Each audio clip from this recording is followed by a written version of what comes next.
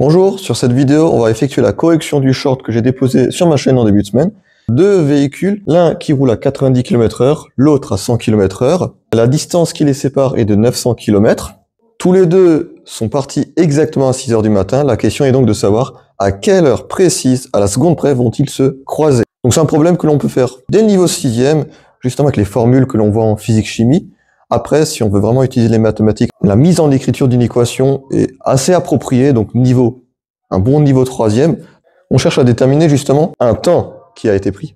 Ce temps, est-ce qu'il va être différent de l'un ou de l'autre? Il va être le même, puisque l'objectif est de savoir, prenons un exemple, s'ils prennent exactement 3 heures pour se croiser, il sera 9 heures, 3 heures pour lui, 3 heures pour lui, c'est pareil, c'est le même temps.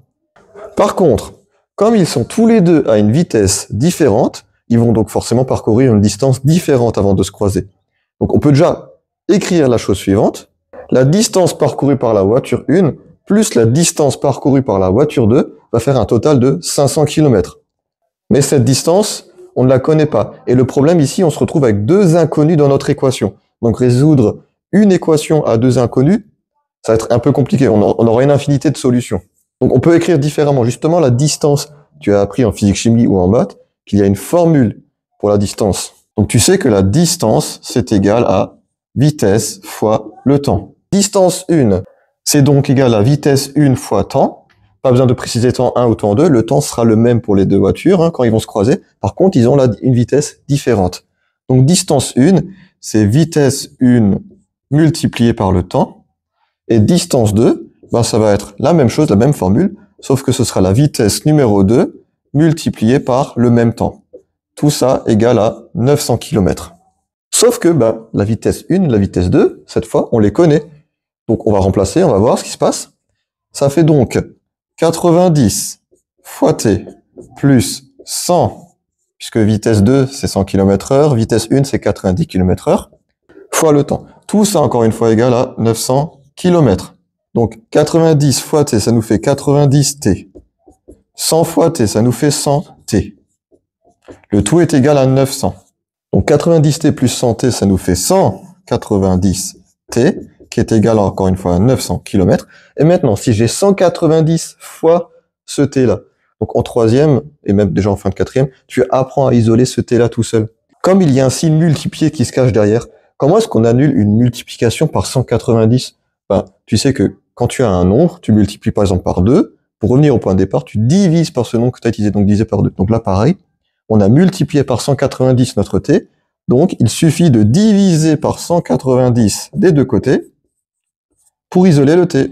Ce qui nous fait donc t tout seul, c'est égal à 900 km divisé par un total en fait de 190 km/h. On a combiné les deux vitesses.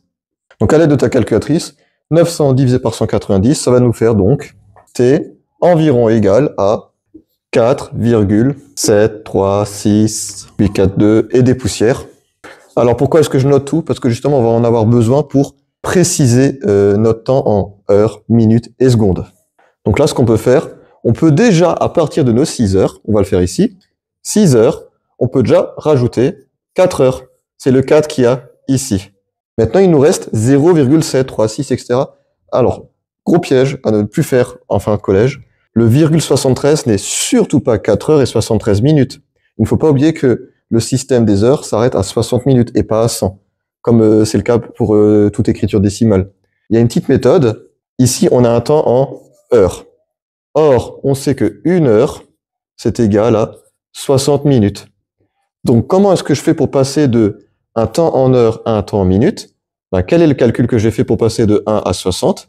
J'ai juste multiplié par 60. Donc le 0, on va le renoter correctement. Il reste 0,736 et des poussières heures. Or, je veux passer en minutes. Donc, quel est le calcul que je fais pour passer de quelque chose en heure à quelque chose en minutes? Fois 60. Et donc, à l'aide de la calculatrice, encore une fois, on obtient 44,210 et des poussières. Encore une fois, on écrit tout ce qui reste derrière puisqu'on va être le plus précis possible. Sauf que cette fois, comme on a multiplié par 60, on passe d'un temps en heure à un temps en minutes. Et là, encore une fois, même problème. On a 44 minutes, donc ça, on peut les ajouter, plus 4 heures. Donc 6 heures plus 4 heures, ça nous fait donc 10 heures. Maintenant, on rajoute les 44 minutes, ce qui nous fait pour l'instant une heure de croisement à 10h44 minutes. Mais on va être plus précis, on va être précis à la seconde près. Donc là, pareil, ce qu'on va faire, on va retirer ces 44 minutes-là, donc il nous reste quoi? 0,210526318 minutes. Et donc pareil, une minute, on veut le convertir en secondes. Une minute, c'est combien de secondes? Bah, c'est 60 secondes. Et donc, même chose qu'avant, comment est-ce qu'on fait pour passer de 1 à 60 fois 60?